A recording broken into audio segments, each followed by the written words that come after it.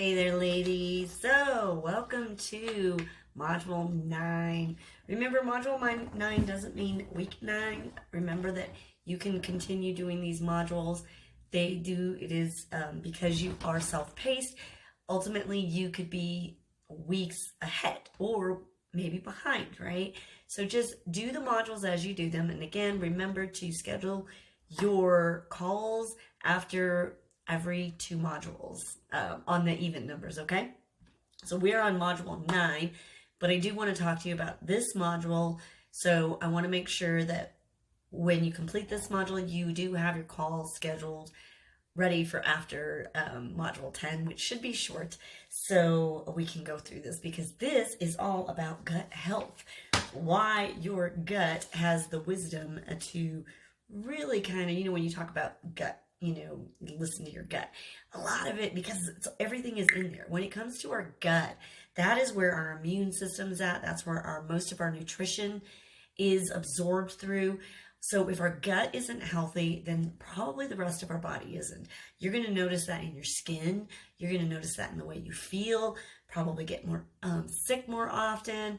And there's a lot of different things that come with bad gut, poor gut health. So we want to make sure that your gut is healthy. So a lot of times I have different kind of protocols based off where you're at. So one of the main things what we're going to do is there's a gut assessment that is attached in the forms, okay? I need you to complete that because when you complete that, that's going to give us an idea of how healthy is your gut. It's going to ask a lot of questions. It's going to take a little bit of time. I want you to just take your time on it and really think about what are some of the symptoms that you're seeing. And then what we're going to do is and then I want you to add it up. And then we're going to take a look at whatever the highest number is on that. That's where we want to put our focus on. Okay. So there's a lot of different areas that could potentially be. We want to start off with the biggest area because you don't want to try to have to change everything. One of the things is one of my protocols I have is basically, again, we assess our gut health. We do this assessment and then we want to try to figure out what's going on. Sometimes we're going to have to flush the system. We're going to do that. There's certain protocols for that. So we want to talk about what we'll need to do with that. Then we want to start eliminating certain foods. So depending on what's going on, a lot of times we want to eliminate gluten. Gluten's a big cause of a lot of issues, and a lot of people have sensitivities, not celiac but sensitivities. And so when we start eliminating the gluten out of our diet, you might notice pretty quickly, but it can't be just a little bit gluten here and there and there. You want to completely try to eliminate the gluten. Start looking for those. You will notice it a lot faster. You'll notice you feel better. You'll notice more energy. You won't be so tired all the time. You'll just feel better. So sometimes just eliminating the gluten. Sometimes we have to do these processes just to kind of figure out what's going on. Okay. And then we want to start adding in digestive support, getting in the probiotics, getting in the digestive enzymes. There's some other things you can do. You are going to get this really cool gut health. It's attached. It's a gut health guide and recipe. It's going to talk a lot about your gut and what's going on with it. It's going to give you some recipes, some ways so you can start healing your gut. Most people have gut issues. I got H. pylori a long time ago, and I thought I was healthy. And then it come to find out that 75% of people in America actually have that bacteria in them. It's just when it's going to be triggered.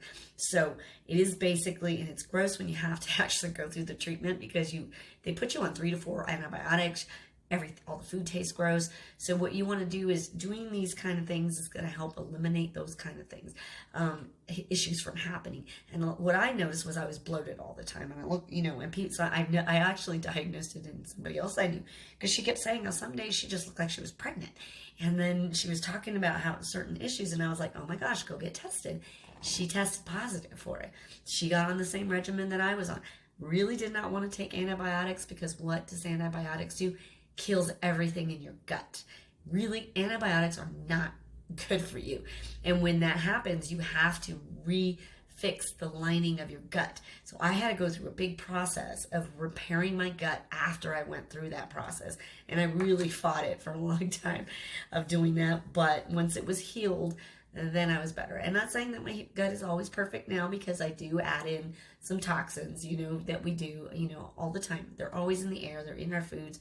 We don't eliminate everything, alcohols or other kind of fun foods, right? So the best thing to do is try to figure out what's going on and what is the best route that we could go, and how bad is it? What are there things that we pretty much need to eliminate? There might be some things that you need to completely eliminate.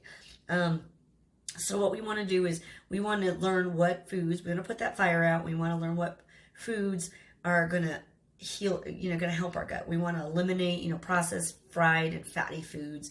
Any kind of, even tomato sauce, vinegar, orange juice, alcohol, and some coffee sometimes can be causes of gut issues. So we want to take a look at that. And I'm not saying we're going to do this and you have to do this all right away. I'm just telling you these are some of the things that might have to do. Dairy's another thing. It causes a lot of inflammation, a lot of mucus. If you have a tendency to seem like you're always, you have allergies, a lot of times it's dairy. So then we're going to, then you're going to learn how to do some other things. You're gonna go through the process. Like I said, we're gonna go through that process of figuring out, adding in more fermented foods. When you get this gut health guide, it's gonna talk to you a little bit about how, we have so much bacteria in our gut, good and bad. We want to feed the good and we want to eliminate the bad. And that's why you have prebiotics and probiotics. So when it comes to your gut, it's got trillions of microorganisms that are alive and they break down everything we eat. We want to make sure that it's breaking down the food and your body's being able to absorb it. You've heard of leaky gut. That happens when it permeates. You have a lot of a lot of gunk in there and it's permeating the lining. So that means the nutrient, they're actually going through the lining and it's causing all these other issues to happen. And instead of it going into the right places and your body absorbing the right nutrition, a lot of times it's like a lint trap where you have all this gunk and the food is not, the healthy food that you're eating is not getting absorbed. And when that happens, everything's getting eliminated. So even if you're eating healthy and you're noticing that you're just, you're struggling to lose weight, a lot of times that's the issue. It's our gut. Our gut is filled with all this gunk. And all the healthy foods that we're eating are just getting flushed out. So we're just really basically pooping all the nutrition out because our body's not getting everything that it needs. So we are going to be working through this. Prebiotics feed the probiotics in your gut, okay? Prebiotics are made up of ingestible fibers such as inulin. These fibers are tough enough to make it through your stomach and the small intestines undigested. The problem with some probiotics and prebiotics that people take is they get absorbed and they get absorbed in your digestive enzymes in your belly and they never make it to your gut. So you always want to make sure that you're not getting a cheap prebiotic or probiotic. You want to get something that's going to make it into your gut and actually do the right thing. So probiotics are the good microorganisms such as bacteria and yeast that live in your intestines. They help digest the food. They destroy disease-causing microorganisms and they create vitamins. Probiotics naturally occur in your gut, but also you can get them from fermented foods and supplements, okay? So you want to make sure that you're getting a quality prebiotic and probiotic. I posted in here where I get some of the ones that I get. There's several different places I've gotten them from. Advocare, I've used their probiotics. Those are great. Those have always been known to get into your gut. There's another, oh gosh, I need to find the other one. I'll find it and I'll add it in there. But Dr. Living Good, his collagen has a lot of really good stuff in it. It's called Collagen Plus. It helps with your liver, helps with your gut. It helps with so many different things. And he also has a digestive or gut pack. So I put the link in there. Take a look at it. Maybe hold off on that if you want to get the collagen. Start working on the prebiotics and the probiotics. That's what I recommend first, and then finish your assessment. When we chat, we take a look at where you're at. I might recommend you do some other things, okay? There might even be a cleanse that you might need to do to help it. This has some prebiotic foods in it that you can start eating. It has probiotic foods that you can start eating.